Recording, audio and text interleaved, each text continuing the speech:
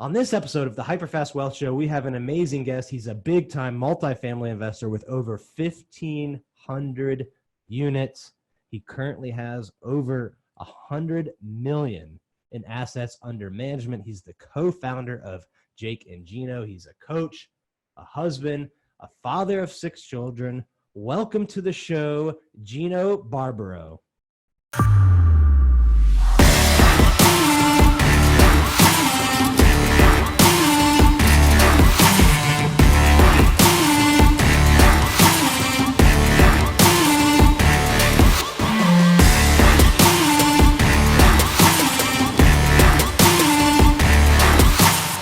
All right, welcome to the show. I'm excited to have you on today.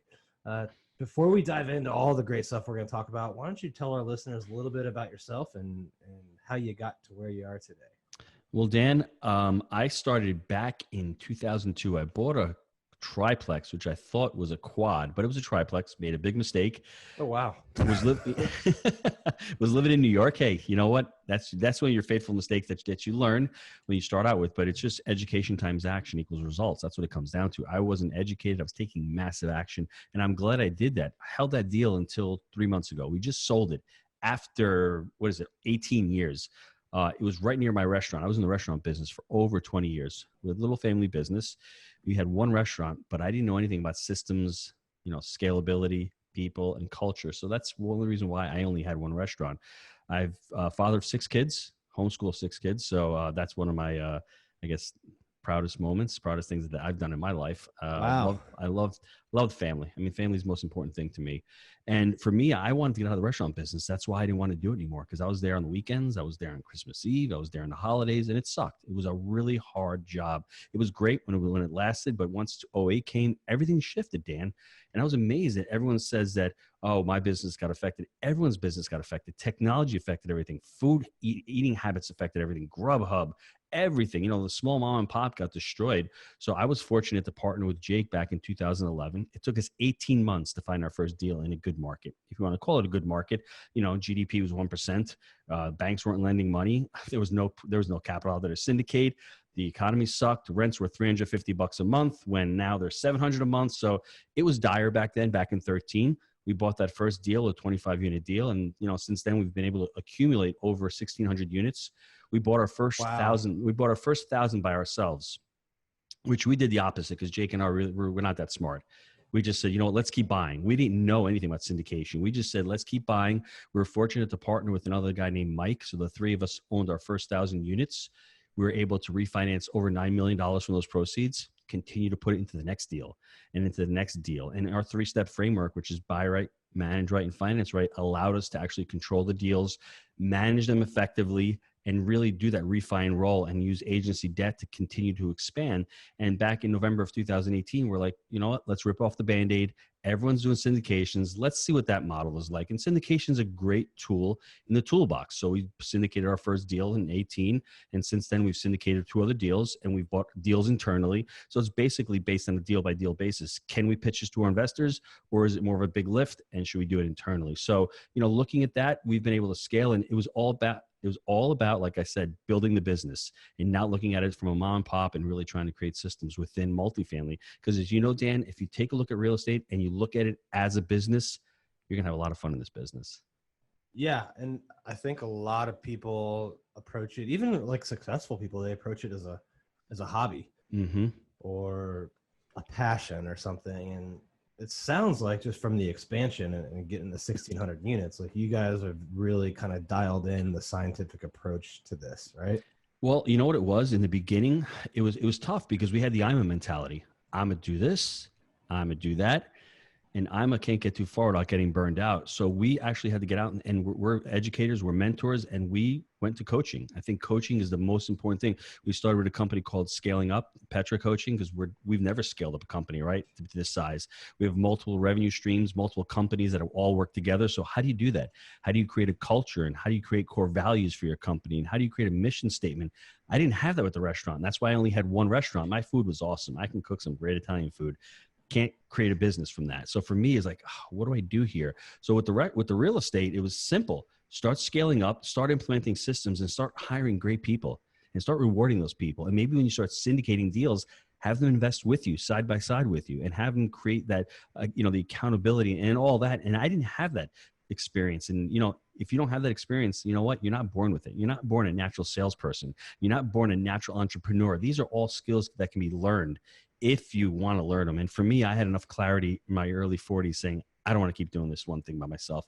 I want to grow something. I want to be a part of something. And for me, going to life coaching school is probably one of the most transformational things for me, because it gave me the clarity, it gave me the why. And then once you have that why, you can figure out how to do it ultimately. And you guys are in the coaching business yourself now, correct? Yep. So for me, I didn't think of creating Jake and Gino. When I was still at the restaurant, I was just doing life coaching for personal development, but I'm like, this is amazing. I love this. And for me, I actually brought that into our real estate business for Jake, helping us scale that business. And then we had 200 units. And I said, Jake, why don't we write a book? I love what we're doing here. Why don't we start a podcast? Our podcast has been running for 5 years. And amazingly, once, as you'll know, Dan, you can attest to this, you start the podcast, you meet these amazing people, you start learning, you start, networking and podcasting with Ken McElroy, Robert Kiyosaki, T. Harv Eker, Cameron Herold. The list goes on and on. Brian Scudamore, all these amazing people that you have to spend thousands of dollars to get on a phone call with. They're on your podcast and you're learning from them. And all of a sudden you create this amazing community with like-minded individuals, and you're helping them out and they're helping you out. And when you learn, do, and teach, ultimately when you become a teacher, you're learning more and you're becoming a much better investor, and you're locked into what's going on in the market, and you're constantly pushing yourself to learn more, to teach more, and to become better. And it becomes a vicious cycle where you're learning and teaching, and your students are teaching you more about what's going on than what you could actually teach them. So it's rewarding ultimately. Yeah, I agree with you on that. And, KERI and I launched HyperFast Agent about 1.5 years ago. And, so we're coaching lots of real estate agents now. And when you coach and train, a lot of times I feel like I get more out of it than Yes. than they do. I feel like I'm learning a lot more, and I'm seeing what people are doing in other markets. Yep. And I think it just activates a higher level of mastery somehow. Mm-hmm.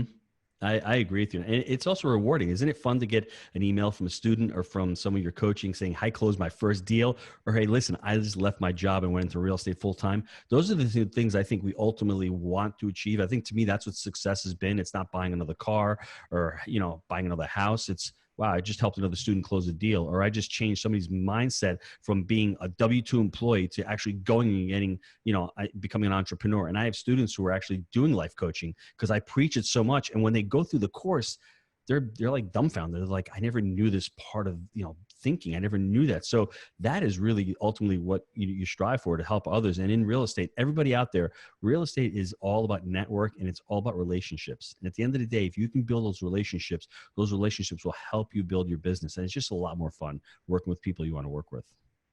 Yeah, I agree with the networking aspect for sure. I mean, it's the bigger your network is, the saying, the bigger your net worth is. And coaching and teaching others is a great way to expand that. And really, some of it, we do paid events, we do paid coaching, but some of my most fun things we do are some of our investor meetups and, just the free events we do, just because the people you meet, it's pretty awesome. What was the biggest challenge for you guys just getting started? You bought that first deal that you thought it was a quad, it ended up being a triplex. I'm sure that was a scary moment when you realized, oh, I'm getting 3 rents, not 4. Can you walk us through that a little bit? Yeah. So I'll even fast forward a little bit later. I think the biggest challenges that most of us have is we call it the shiny object syndrome. We don't focus on one niche. I had bought that quad because I wanted, quote unquote, additional income from the restaurant. But then I went to a mobile home park. I didn't know anything about it. And I crapped out on that back in 05, 06. Then I bought a mixed use building in 07. Crapped out on that one. I ultimately said people need food, clothing, and apartments. That's the 3 basic human needs. So I want to focus on multifamily. I think I can do this, and I had to get out and I had to get educated. I needed to go out and I needed coaching myself. So we practiced what we preached. I got 2 different mentors in the real estate space with multifamily. And that to me was a turning point because I had systems. I knew how to underwrite a deal. I knew how to actually evaluate a market. I knew how to speak to investors. And that first deal with me and Jake was really challenging because we had no credibility. You know, the brokers weren't taking us seriously. We really didn't know how to underwrite as well as we should have. We were uninformed with the market. You know, just because you live in a market and you think you know it, well, you really have to know the market, what the expenses are. We had no team built. So when we took this property over, we had no contractors. We barely had the inspector. We only knew one broker. We didn't have like the great banking / mortgage relationships, but that's okay in your first deal. You're not going to have that. You're going to build that as you do it. And I always tell people, you know, building and buying multifamily is like having a big family. You know, and your first kid, my first child, didn't know what the hell I was doing. I'm like, this is fun, but I'm overwhelmed. The second one, it's like, okay, I've done this once. There's no manual. I can figure it out though. The third one is like, this is a lot of fun. I get this. There's some uniqueness to this, but having kids is great. The fourth one is like, man, this is fun. Now I'm starting to cash flow. Now it's making sense. Now it's the long game. My fifth child was like, all right, I really enjoy this. Let me sit back. I know the systems. I know how to scale my portfolio. I'm cash flowing great. And the sixth one is like, cherry on the top. I get this now. This makes total sense to me. And if I have another 10 kids, it's just the same thing as multifamily. Just keep stacking those babies on and they're going to cash flow, right? The only problem with having kids, the only difference is, you know, kids take money out of your pocket ultimately. But you know what? My kids are starting to work with me. So I'm getting that money back in my pocket. So think of that analogy. When you first start out, you don't know what you don't know. That's why you need coaches, right? And you just need to pull the cord. You need to commit and then figure it out. That's why with life coaching, 80% psychological, 20% mechanical. You need to know why you're doing this. I had my why. I had my pain points. So if you're out there and you're just dabbling in anything, just think about it. If you dabble in anything, are you ever going to be successful in that? No. But if you commit, you figure it out, and you have your big reason why you're doing it, I think you can become successful in any endeavor. I've never heard real estate investing explained with that analogy of was it a bad analogy or was it a good analogy? 1 through 6. No, it works well. I only have 3, so I guess I'm sort of got it, but I'm still learning. That's what I got gathered. Well, you got room for growth. You know what I'm saying? You still got room for growth there. Yeah. Wow. You know, no, I agree though. The first time you do anything, it's very, very scary and like you come up with all these reasons why, and I think if you focus on it too much, you just never take action. And I've been mentored by a lot of people and spent time with Tony Robbins, and you know, he always says the amount of growth that you'll have, the amount of success you'll have is only limited by the amount of discomfort you're able to withstand, right? So people that can withstand more discomfort, they'll take action and do deal number 1 or thing number 1 of whatever it is, and then really that's how you learn. Like you need, like, I believe you need the education, the mentoring, the training, but you need the action too. And you're never going to really know until you take that first step. Dan, do you mind if I share a little secret with everybody? Let's hear it. Very simple. You will never be ready for something. I was never ready to have my first child. I was never ready to have my 6th child. Doesn't mean I didn't want the 6th one. All I knew is it was hard as hell. I wasn't financially free at the time. I had a lot of bills. I've got 5 of them already going to college. I've got to do 5 weddings. And it's the same thing with multifamily. You're never ready. The market is never right. Because I had Jay Scott on the podcast years ago. He started fixing and flipping in 2008. Worst time ever to start. You can buy the deals. You can't sell the deals. Now it's the same thing. It's not the right time to get into multifamily. The only time something is right for you is when you're ready for it. When you're ready to do something, that's the time. Because if not, you're going to make excuses. The market's too hot. There's not enough money. Rents are too low. The economy sucks. Coronavirus, blah, blah. Keep going on and on. You make those excuses. And I think, honestly, when I was ready to have children and get married, it happened. And when I was ready to buy my first multifamily and I had the clarity, it happened. So really focus on yourself. It's all about you. If you want something and you're ready to do it, just make it happen, because it's never the right time. Yeah, I agree completely. Like, you have to just do it. You know, Mm-hmm. you're never going to be 100% ready. What would you say would be the steps someone should take to get as close to ready as they could Mm-hmm. if they're thinking about getting into multifamily, making their first investment? Like what do you recommend? So for me, it comes back to a couple of different things. People with money will tend to have a bit of an advantage, although that might not be the case, because if you're really smart and you're really resourceful, well, syndication is a great way to get into it, right? So people are always lulled into capital is going to be great for you, and it might be, but how did Facebook get started? How did Google get started? How did Microsoft get started? It wasn't capital. How did Apple get started? It got started with ideas, and it got started with creativity. So everyone thinks that the limiting belief in multifamily is that you need a lot of money. No, what you need is you need a ton of education. You need to know what you're doing, and you need to have a plan. You need to be able to understand how the business works. It hasn't changed that much as far as cap rates, NOI, all these buzzwords that we use, cash on cash return. Once you learn that and you figure out what your plan is, what do you want to mode of attack? So for me, start out by getting educated, start out finding a mentor, start out finding a community. There's so many wonderful communities out there. Bigger Pockets is a great place to start. Start going on there and get that education. It's free. I will tell you one thing. Once you start paying for your education, I would like to say investing in your education. It's like anyone who's putting money into a deal. I will only invest with somebody right now if they're putting skin in the game. So you need to have skin in the game for your own investing, or else you're not going to take it. Because if I tell you the 3 greatest tips in the world and they come free to you, are you going to take action? Probably not. But if you're paying me $1,000 an hour, all of a sudden you're listening to everything I say and you're more willing to take action. So the first thing is take a massive amount of education.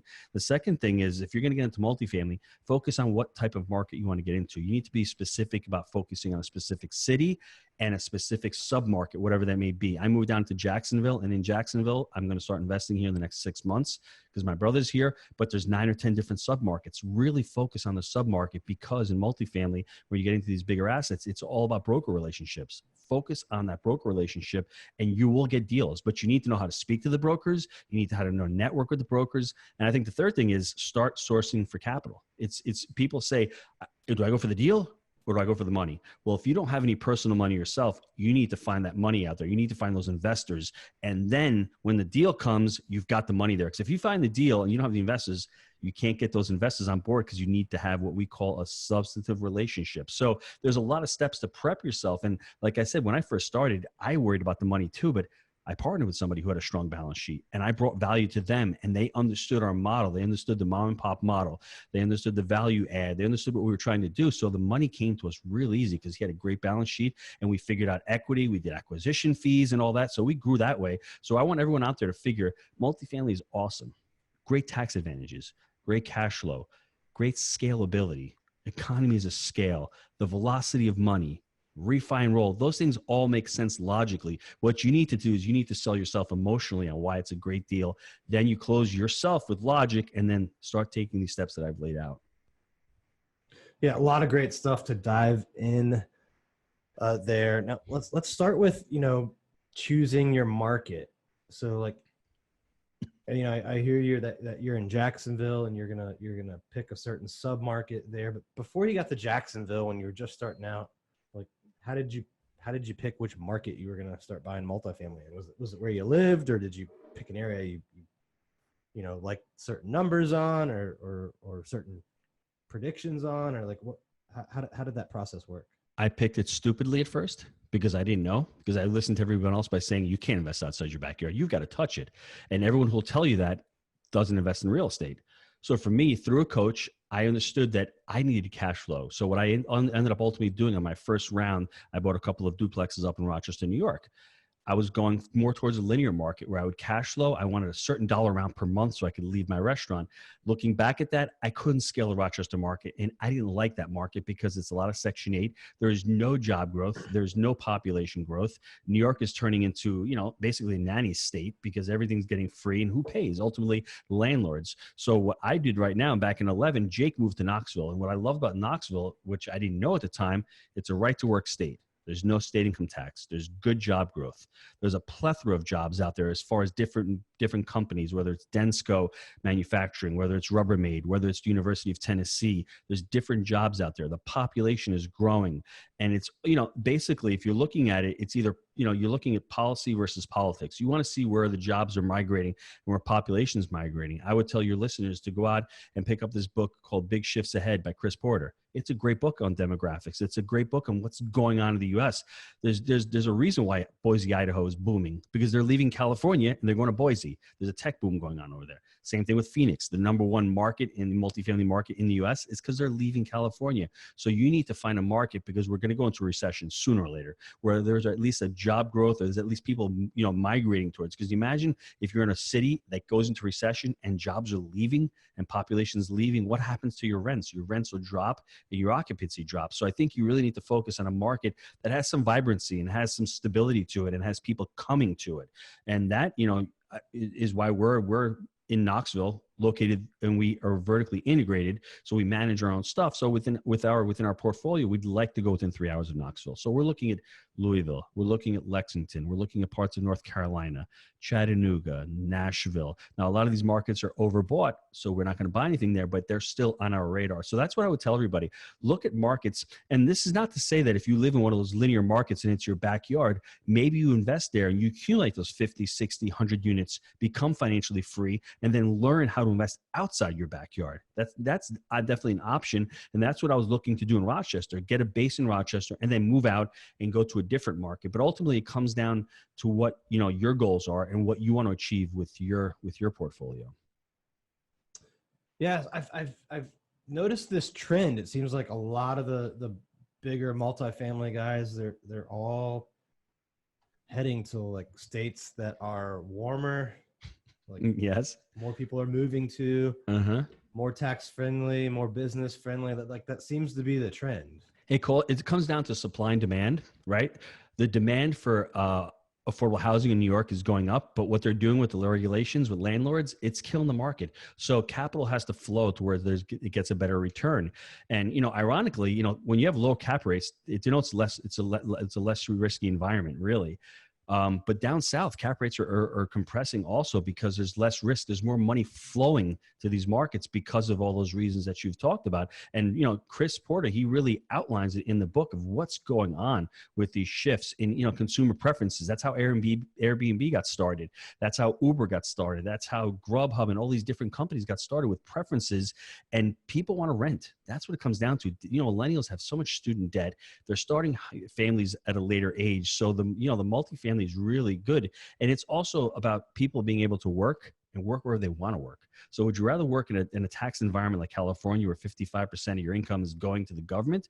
Or would you want to come to Tennessee where there's no state income tax and you're basically living at 1/3 the cost of living? So people have those options and they really are working. And then, the policies that are being implemented right now, the blue states are getting hammered with taxes and all that. So people are migrating. I moved 3 years ago to Florida from New York, and my brother 3 months ago moved down here. So, and we see a lot of people making that migration down south. Yeah, no, I agree. I grew up in South Florida, so and you left South Florida, huh? Understand. Well, yeah, I went to the Naval Academy and got stuck in the DC area for a while. So, but yeah, I've noticed that trend for sure. What parts of Jacksonville are you interested in? 'Cause I actually was stationed there for a time. It's funny. We had a podcast with Grant Cardone about 4 years ago, and remember talking to him. This was back in 2016, and he looked at me. He goes, "Jacksonville? Wow, I wouldn't invest in Jacksonville." And this is before Amazon came, right? 6 months after the podcast, he's buying a deal in Jacksonville. So he had already seen the capital, coming there. And, South Florida is just overvalued. I mean, but there's so many people moving there. I was just down south a couple of weeks ago in Boca and Deerfield. It's beautiful down there. There's just such a population growth down there, and there's jobs going down there. In the Jacksonville market, I really like I like the Mandarin area. I like Orange Park's got some really decent assets. It's not big enough. There's not enough supply in Orange Park. The demand is tremendous. I like the South Side. The north is a little bit rough. If we're looking at Arlington, anything west of Arlington is a little tough. The west side is also a little bit tough. So there's certain areas. Obviously, if you're looking for the beaches, you're not going to cash flow there. So we like the South, Mandarin, Orange Parkish kind of area. It's how big it is. It's such a big area, and also a lot of investors also looking at Mayport near the naval bases. But you see what's going on in Jacksonville. That's a perfect example. 5 years ago, it was okay. Now it's over 2% job growth. They're going to dredge the port, so make it a deep water port. They've got healthcare. They've got the Amazon. They've got banking. They've got insurance. They've got a lot of jobs and a lot of really good jobs coming down here. So that's why you're seeing multifamily. They're putting 5,000 units a year coming online. You just have to be careful that those units that are being built are being absorbed. So you can look at that and find that data out, and that's what's happening in Jacksonville. They're being built and they're being absorbed because people are moving down here. And you're targeting your first deal there in the next 6 months or so?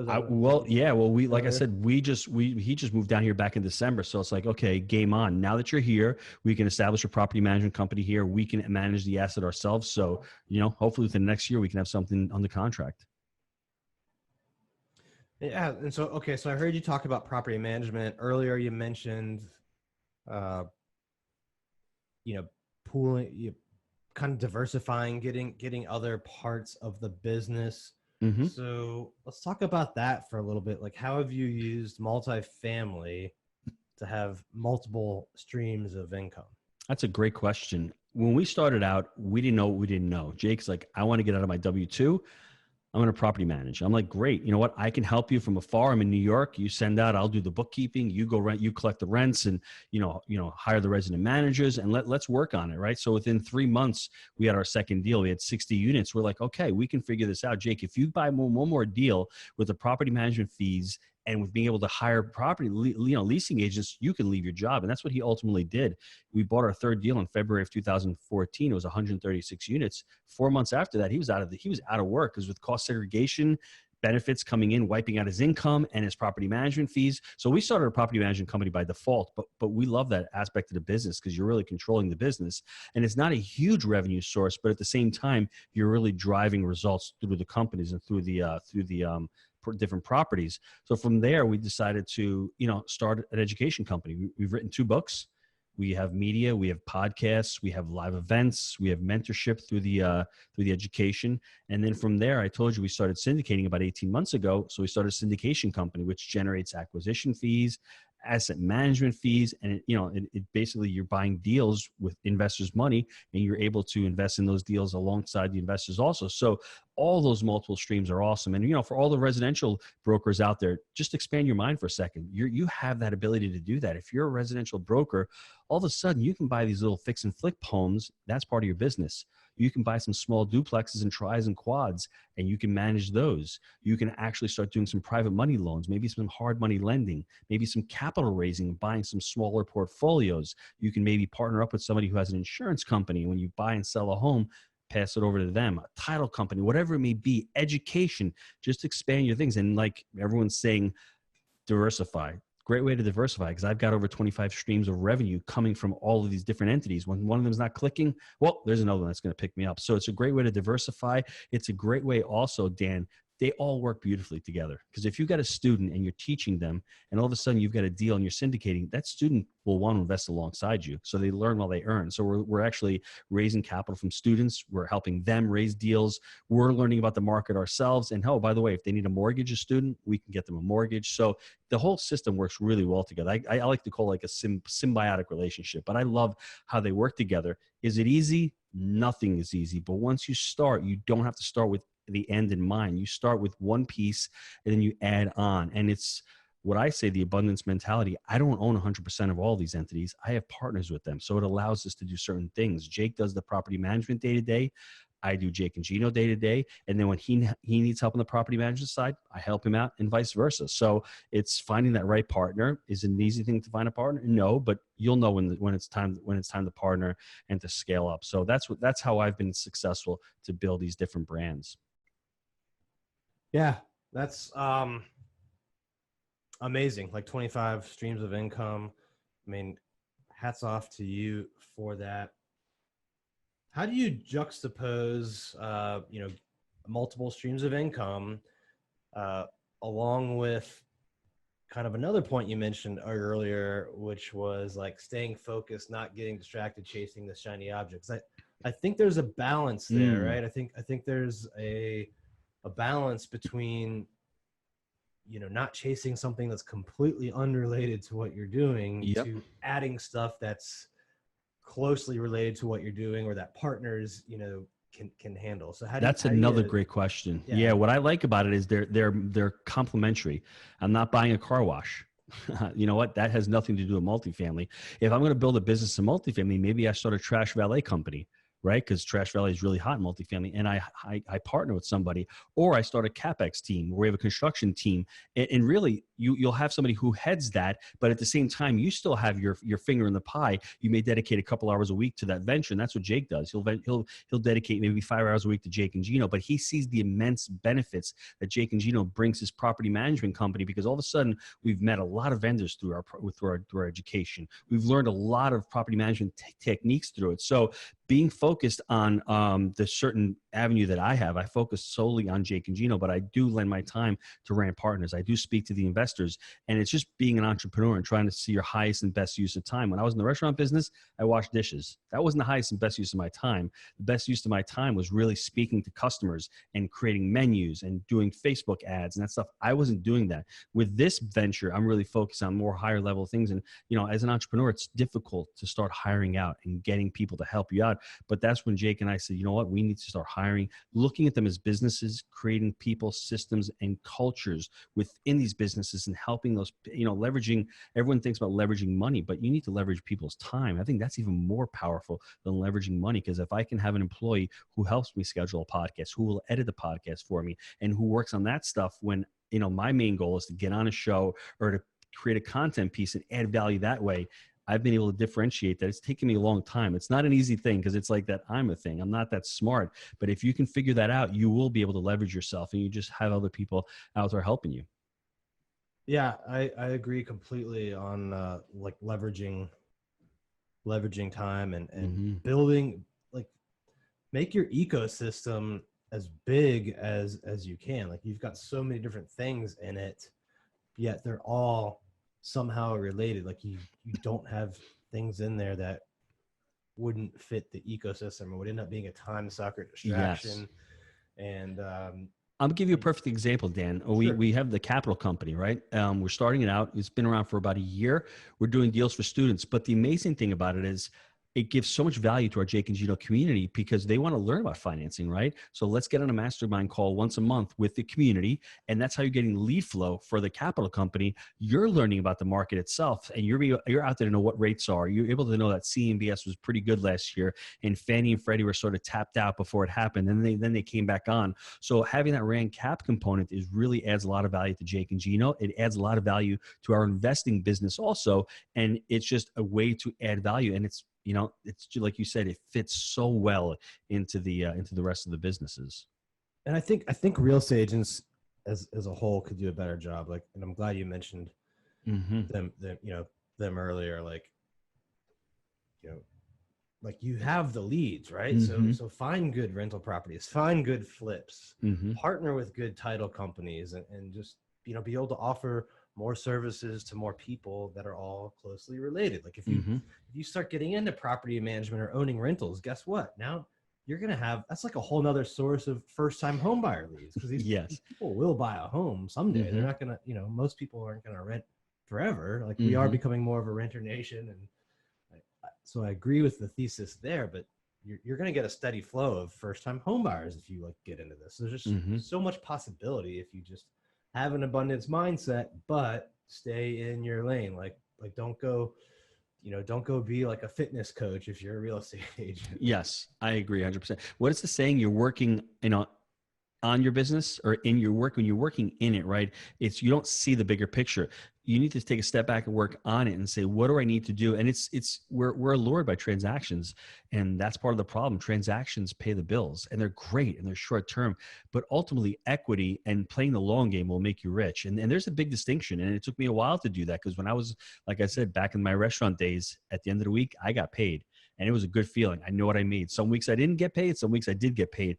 In multifamily, you might buy a property. It might take you 3, 4, 5, 6 months before you get that first big paycheck, but then it can be residual and it continues, and then you buy your next property. So I think, real estate agents, if they take a step back and they have that skill set and they can add value and think long-term and not worry about that commission next month, but maybe roll that commission into a deal or do whatever and defer that and think bigger, I think they can all be successful out there.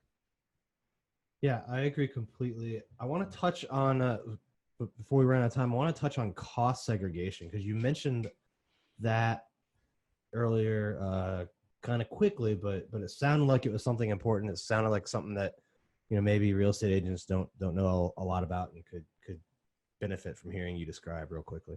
So what I would do is I would have everyone Google it. Just Google cost segregation. It's it's accelerated cost recovery system. You're basically segregating out the assets of a property and you're being able to depreciate them on a quicker timeline. I think whether it's a 5-year, 10-year, 15-year. I think multifamily is 27.5-year depreciation. I think commercial property is 39 years. You're able to segregate a lot of those assets like a shorter term, whether they're roofs, their driveways, whether they're air conditioning units, and you're able to take that depreciation at a shorter time frame, and now you can take a bonus. You can take it all year one. So can you imagine the amount of, and it's a phantom loss. It's really basically a cash loss. So you're able to wipe out a lot of your income. If you're a real estate professional, like a lot of the listeners are, and you're doing real estate full time, active income gets wiped off by your active losses, which is the cost segregation. And that's one of the reasons why multifamily is so hot, because it has such amazing tax benefits. I challenge everyone out there, look it up and you'll be like, wow, why doesn't Trump pay taxes? Well, that's one of the reasons why he didn't make the game. He's playing by the game if you play by the rules. And this really became really prevalent for me to understand. When you drive by a hotel or you drive by these commercial properties, you'll see them fixing it up every 3, 4, 5 years. They do that because they're getting that accelerated depreciation. They're able to reset it. So every time they do a new service, they put on a roof, they do a driveway, that starts the clock again. So it's actually great for the economy because it stimulates jobs. It actually makes reinvestment into a property able. And that's one of the real, I think, benefits that multifamily has shown over the last few years, why people are rotating their capital into it because there's such a too many tax benefits to it. And I think I heard you say something that I just want to reiterate that's specific for real estate agents. Now, because they are a professional, are they able to use a loss, which may be considered? So let's jump into that. Yeah. So another thing, talk to your CPA, right? But Google it, real estate professional. There's certain designation specifications. It's not only just if you have a real estate license, you have to be in the business of property, whether it's property management, whether it's going out there underwriting deals, whether it's raising capital. So you need 750 hours and certain benchmarks to do it. But it would behoove your audience to look it up and discuss with your CPA how you can qualify, because then you'll be able to use these costs. You'll be able to actually wipe off active income with active losses, not those passive losses. That active income, when you're making commissions and you're making income, you can wipe it off with the active losses from cost segregation. So go out there and start making that discussion with your CPA, because it's really important. Yeah, because most people, if they're not a professional, right, if they're not active in that business, they would have a limit, correct? Yes. Yes. Mm-hmm. They would. They'd have a limit. Yeah. So that's something everybody should look up and talk to their accountant or tax advisor, whoever, and like look for ways for how you can implement that. Before we wrap up, I want to end real quickly with our HyperFast round. So we've got a couple questions and just give us some rapid fire answers if you're ready. Born ready. All right. What was your biggest real estate mistake, and how did you overcome it? Not doing due diligence on the first mobile home park. Didn't fly down there. Partner was an ass. Ultimately, it was my fault because we take responsibility for our mistakes. And my mistake was not doing due diligence and not knowing the niche. Mobile home parks are great, an awesome investment, but I didn't know them. I didn't know how to analyze them. I didn't know how to analyze a partnership. So that was my biggest mistake. Ultimately, I chose multifamily and I got educated. That's how I overcame that mistake. All right. Other than your family and your children, because I heard you mention that earlier, what was your biggest success in as far as deals? Real estate. So we did our 5th deal, never forget it, 281 units, $11 million all owner financing, 80% bank financing, 20% owner financing.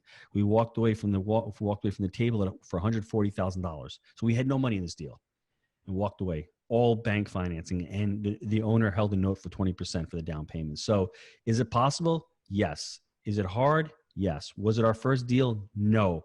But anything's possible once you're educated and once you know what you're doing. What's your biggest piece of advice to a new real estate investor?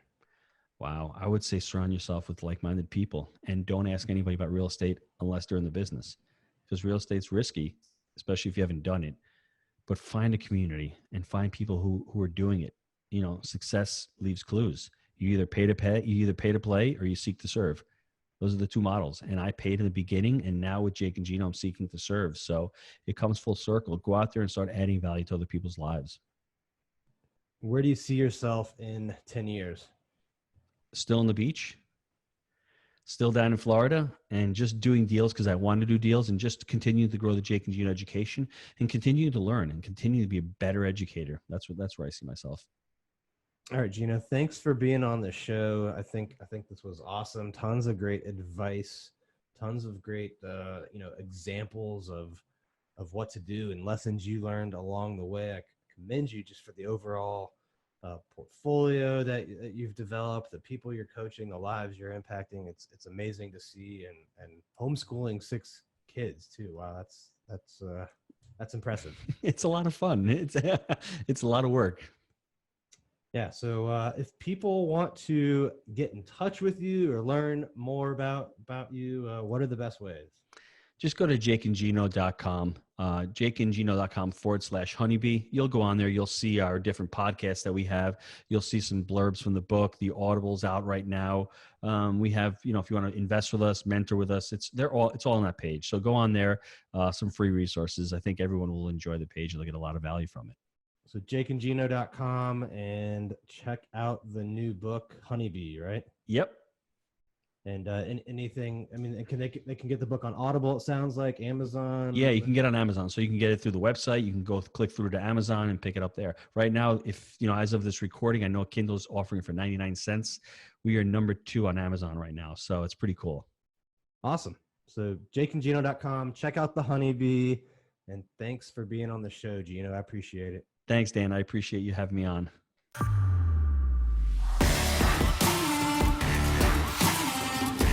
Hey guys, thanks for sticking around to the end. If you want to see more videos like this, click right here. And if you want 10 tips from Sunil and I on how we've built wealth through real estate, click right here to download them instantly. And if you're new to the channel, click below to subscribe and turn on post notifications so you don't miss out. And let me know in the comments what you think about the videos. I read them weekly, and I pick winners at random. And I give out stuff like hats, shirts, coaching calls with me, and tickets to some of our events. I'll see you next time.